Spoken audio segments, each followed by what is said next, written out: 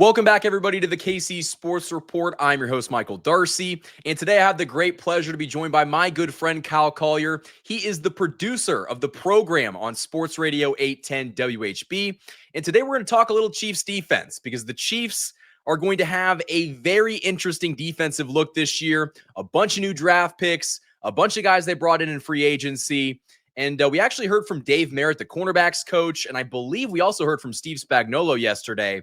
And we got a very interesting look at which players have done, extensive work to improve their game, some players that might be a little bit behind.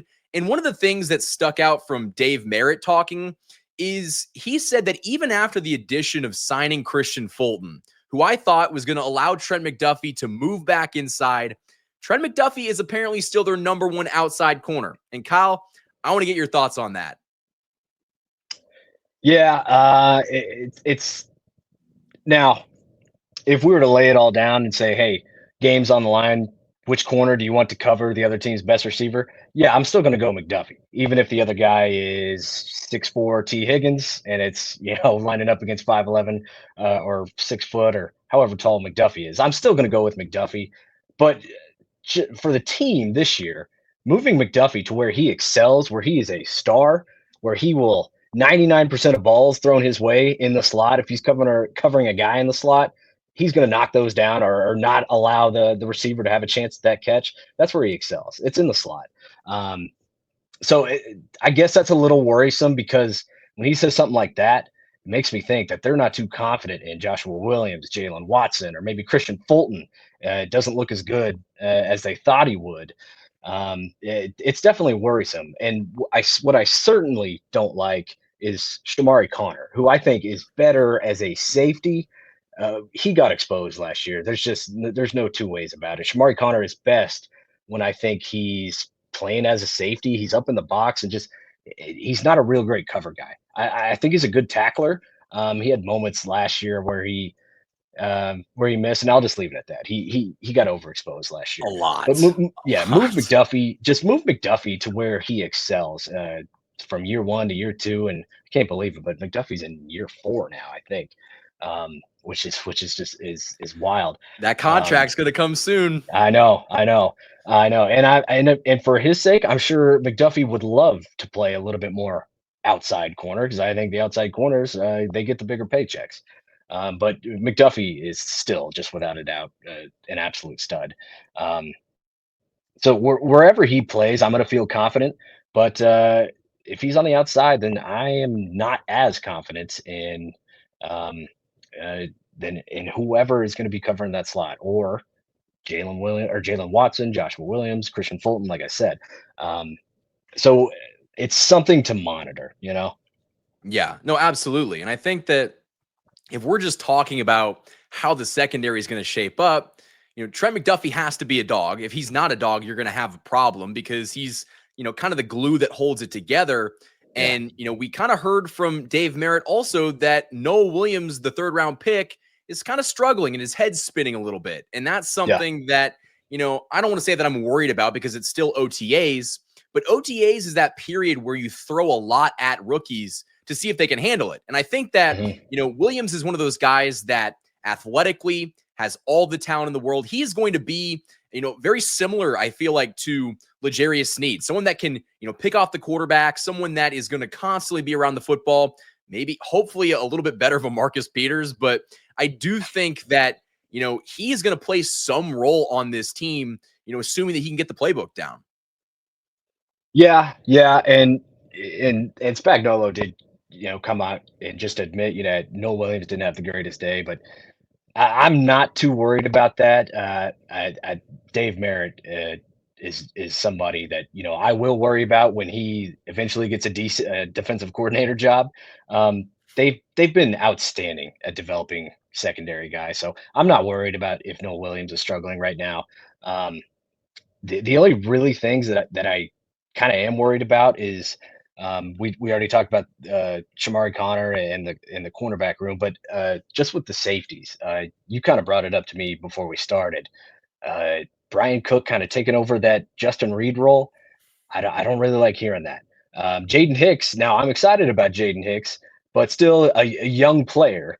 who I we'll see, and then they bring back Mike Edwards, which fantastic, right? I big fan of Mike Edwards in the role that he can be, but he's 32 years old, something like that. He's on the wrong side of 30, but he'll be a backup guy. But it's just the safeties. I'm just ooh, it feels risky because I feel like Brian Cook did not have a great year last year.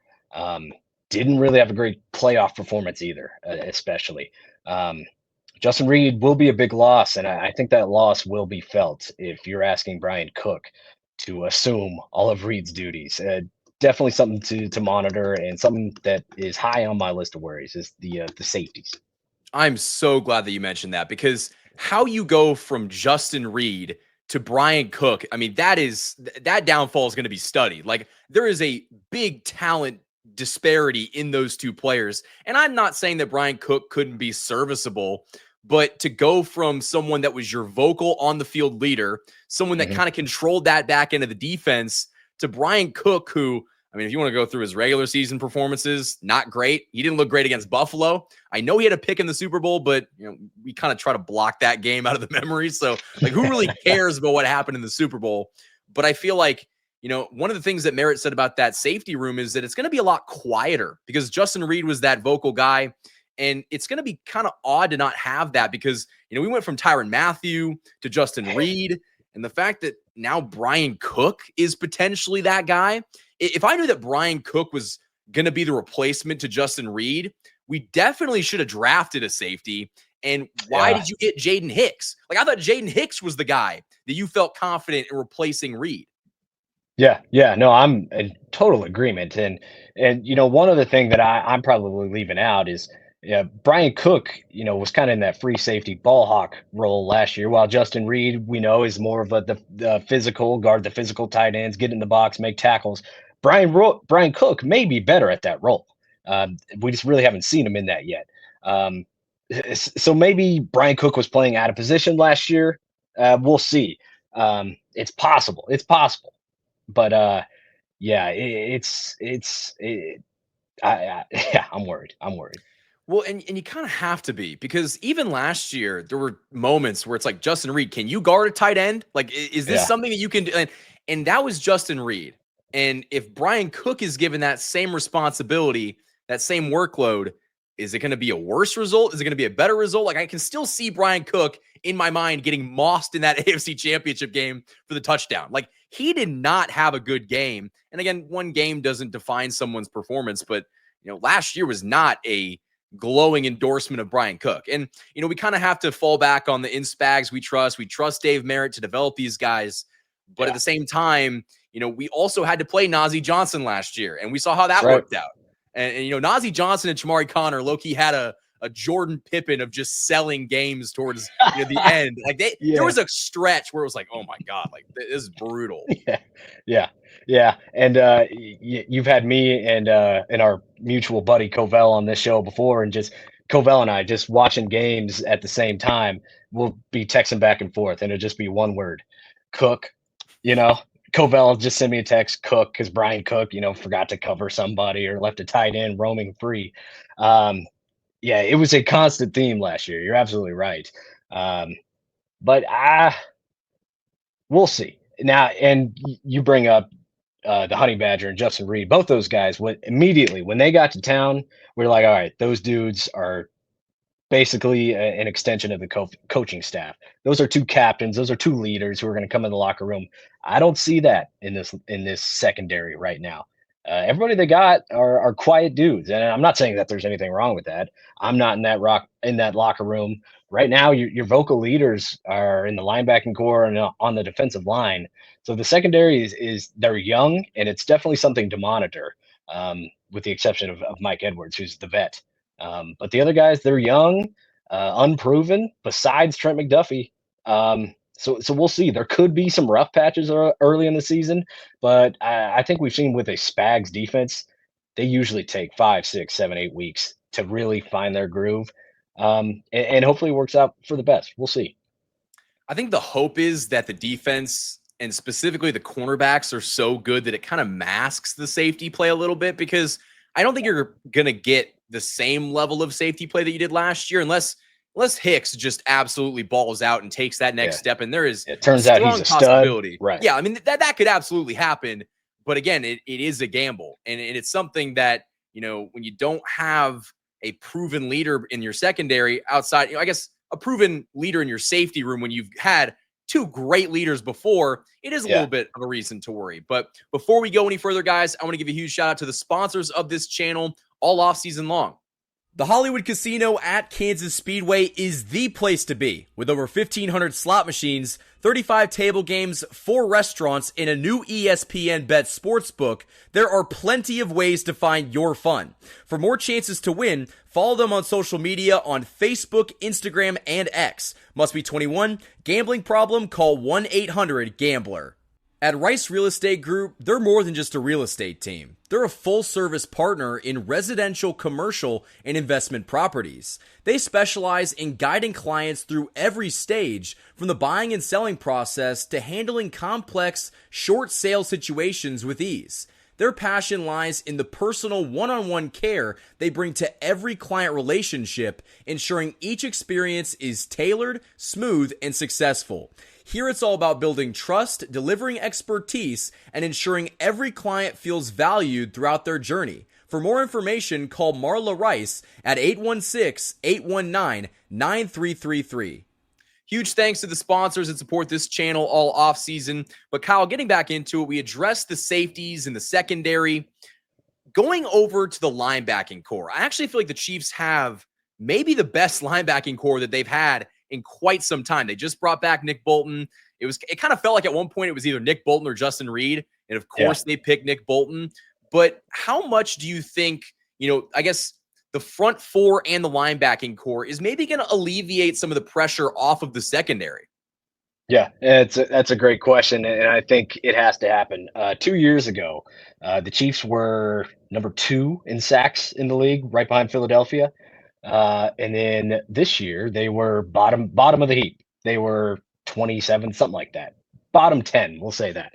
Uh, that and as we know, the defensive line is just huge in helping out your secondary. Priority one should be getting after the quarterback, and if you can do that, each level, the secondary and the linebackers, it just makes their jobs just that much easier. So that the defensive line is really kind of an underrated thing that we don't really talk about much about last year, because I think a lot of the focus was just on the offense and the lack of explosiveness. But the defensive line was not very good. At They couldn't finish, at least. Right, and they weren't getting home. That's for sure. Now this year, Charles Omenihu back. I'll expect him to have a good season because I think this is his first just full, healthy, free-minded off season. I think it's his first one in like 3 years, even before signing with Kansas City. So I think the defensive line should be an upgrade, and I agree with you about the linebackers. Leo Chenal, I think, should have a great year. I think there's just a ton of possibilities, because you can line him up off the edge. He can be in a 3-point stance. He can rush the quarterback, and he's such an athletic freak. I would trust him covering a running back out of the backfield too. Now that's kind of Drew Tranquil's role, and we all know Spags loves him some Nick Bolton. But the wild card there is Leo Chenal because I think he's the most versatile of that group, and he can cause havoc wherever you put him. Yeah, absolutely. And I think you made a good point. The Chiefs' defensive line, and they just could not apply pressure last year that resulted in sacks. And, seeing them win the Super Bowl the year that they were second in sacks versus, in that Super Bowl, they couldn't get home and the pressure was a big issue. I think that they went out this offseason and they did their best to try to really address that. I was very surprised to see Charles Omenihu back. I think that kind of just worked out because the market wasn't there for him. Yeah, that surprised me as well. I thought Omenihu would get 2 or 3 years, so yeah. When he's never healthy. I think that's part of the like you can almost count on him not playing a couple games at some point. But you also drafted Omar Norman-Lott in the second round, who led all of college football last year in pressure rate. So the hope is that he could turn into something. But how confident are you that the pass rush is going to kind of bounce back from what was not a great year last year? I'm more confident because I mentioned Omenihu earlier, and I do like Omar Norman Lott. A lot of people thought he was kind of a reach. I'm okay with the selection there. Uh, Rookie Ashton Gelati is actually somebody I'm pretty excited about. He seems like kind of a George Karlaftis 2.0 or point 0.5, just kind of a mini George. Another guy who just has a relentless motor. Um, and FAU, I mean, we'll see. First round pick that just hasn't cut out a role for himself yet. We'll see. This is kind of a make or break year for him. But what I'm most confident in that we'll have a fully healthy Charles Omenihu, Karloftis, and Darcy, as I'm sure you know, the contract year is undefeated. Now it's not his contract year, but he knows his 5th-year option Oh is yeah, there. He knows he can probably get himself north of $100 million with a great season. So I'm expecting just good things from Karloftis and Chris Jones, who are your anchors. Um, Turk Wharton signs elsewhere with Carolina, I think. goodness great, yeah, yeah. Good for that dude. Mike Dana is solid, but I think just with the health that they brought back and Omenihu I mentioned, uh, and I really do like the rookie selections. I know people were kind of down on Norman Lott, um, but I really like him and Gelati. I think they can provide a boost and a spark to the pass rush that just was not there last year. Absolutely. And listen, I'm not trying to completely write off Felix, but Felix is not one of those guys you can just pencil in as a contributor. Like Yeah, we think right. at this stage that Gelati could essentially match what Felix has done. And that's not saying Absolutely. much. And so Yeah. yeah, like there is a lot of reason to be optimistic about this, pass rush and the guys that you brought in this offseason. Like we haven't even mentioned Jerry Tillery, who I'm not like, super excited about, but the floor got raised with not bringing back Yeah. Derek Nottie. And I think that, this defense was really good last year. Mhm. They should get a little bit better in terms of just rushing the quarterback. And I think that that's going to be a good thing. Yeah, yeah, and rushing the quarterback is really what it's about because yeah, you did lose some solid pieces in the secondary, and I think you're kind of not. It's not a patchwork secondary, but you're kind of relying on your staff to develop guys who just have not proven that they are solid every week contributors.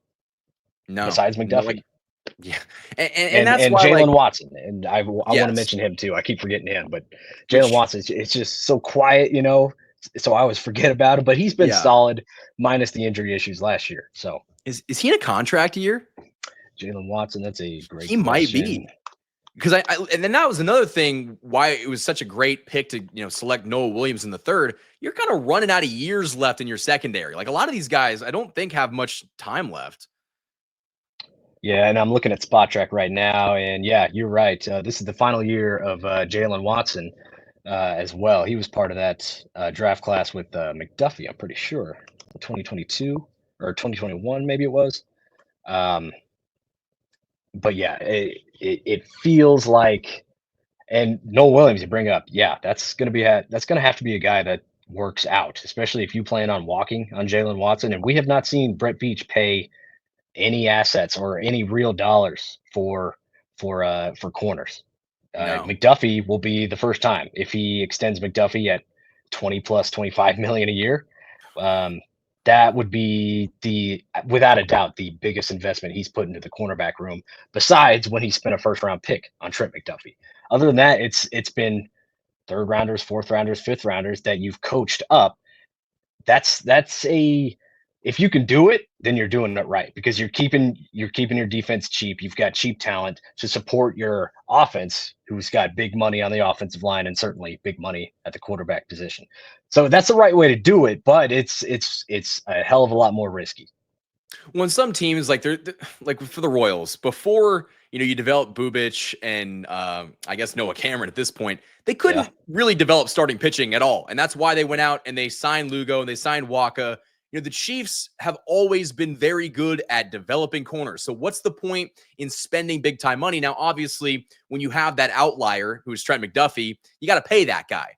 But Yeah. I feel like the Chiefs have kind of made their bread and butter on spending money and resources on picks that they haven't historically hit on, but they have hit a lot on cornerback. Like we can get on the list, like Mhm. Javarius Ward. I mean, Oh, yeah. even Joshua Williams. He was like starting in AFC championship games and playing in Yeah. Super Bowls. Like you're not And going to hit Jalen that. Watson is a 7th rounder, and he is your number 2 guy.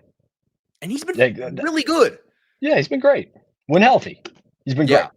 great. And that's the thing. Like, there's just no point in, spending any major resources in that room outside of drafting, guys in the 3rd and 4th and 5th round. You can even find them in the 6th and the 7th. Obviously pay generational talent in Trent McDuffie, but they've done a pretty good job so far. And so, Kyle, I guess you want to add on that point real quick? Yeah, but yeah, and you had brought up, why didn't the Chiefs draft a safety? And I think a lot of people wanted Nick Eamon-Worry, I think Yeah. from South Carolina, who went to Baltimore, maybe. But I know Baltimore did draft a safety there at the end of the first. But yeah, safety was definitely a spot I thought they would go, but eventually they didn't. But I just wanted to add that. Go ahead. Yeah, no, absolutely. Like at some point, it almost felt like, okay, they're going to get a cornerback or a safety, and they got a Right. cornerback, but safety might have also. I wonder how the value was later on in the draft, but I don't know. Either way, I think that the Chiefs secondary will probably be one of their strong points this year on the team. But I think my final question for you, and it's kind of hard to give a real answer now, but what do you think the Chiefs defense will finish this season? We just talking like league wise, Yeah, points I get. allowed. We talking. We'll go league wide because like points allowed, they're Okay. probably going to be towards the top of the league. But I guess what do you think their overall defense will be? Oh boy. You can ballpark it too. Like we're in June, ladies and gentlemen. I'm It's kind of thinking hard to about be it. like, Right. Yeah, I'm thinking about it. And Spagnolo defense has never been a defense that really is high on takeaways. They're more of a get after the quarterback and just shut down any passing lanes. I think they will be good. And we're talking, we're nitpicking a little bit on this defense because, like you brought it up earlier, they were good last year. There were just areas that should probably be improved.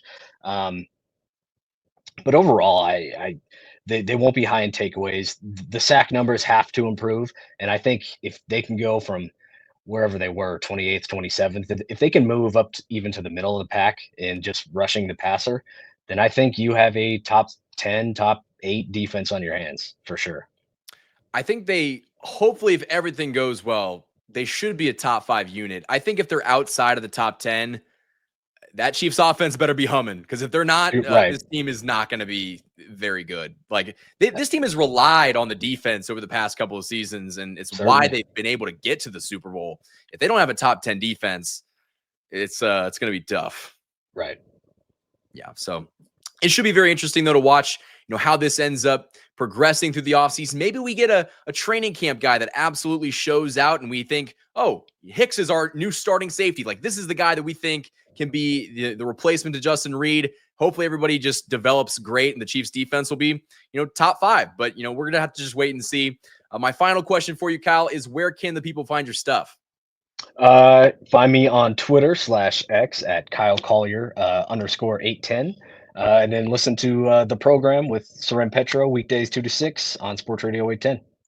You guys got to listen to the best midday show on the radio in Kansas City, and all of Kyle's stuff will be linked in the description of this video. Hit that like button and subscribe for more daily Chiefs coverage. And until next time, guys, thank you for watching this video. And as always, go Chiefs.